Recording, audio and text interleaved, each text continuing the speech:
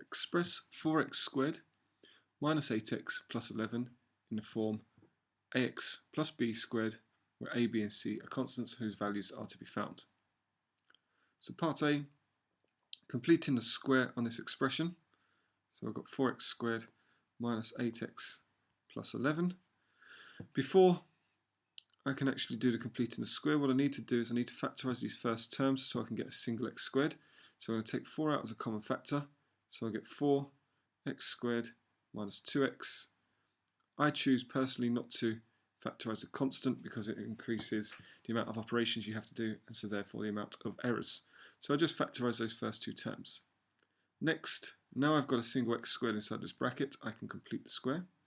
So I'll get 4, completing the square, x minus half the coefficient, which is 1, squared, minus the constant, so that's minus 1, squared. And outside the bracket, I've got that 11.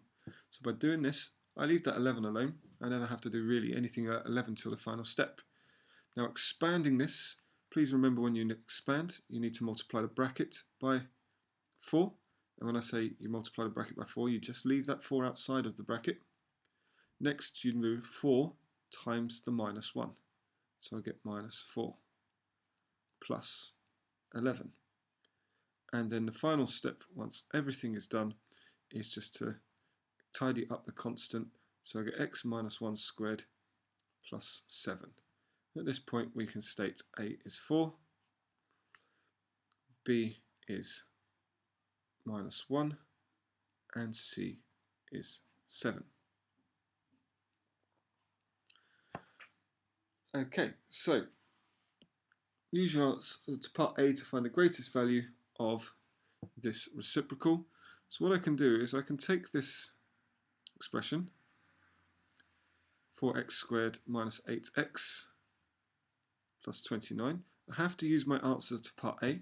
So what I'm going to do is I'm going to rewrite this as my original equation from part A, which is 4x squared minus 8x plus 11. However, I can't just change it and say it's plus 11. So what I need is this addition to be plus 29 in some way, so it'd have to be 11 plus 18. So now what I can do is I can rewrite my original expression, which I've just underlined there. I can rewrite that in its completed square form, so I get 1 over, in brackets, well actually I won't put it in brackets, we'll just write it as 4x minus 1 squared plus 7 plus 18 equal to, so just tidying up at the end there, 1 plus 4x minus 1 squared plus 25.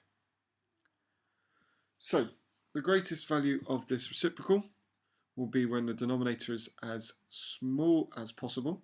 So that means when 4x minus 1 squared is equal to 0. So at x equals 0, max value, it's not x equal to 0, apologies, so it would be x equal to 1, because I want to make that bracket x minus 1 squared equals 0. The max value is equal to 1 over 25. Okay, well, let's have a look to see how these marks are awarded. When awarding these marks, it's just standalone marks if you somehow got the A is 4, B is minus 1, and C is 7. You get 1 standalone mark for each, and they don't necessarily have to be explicitly said, it can be embedded, but it's a good idea to give explicit answers here.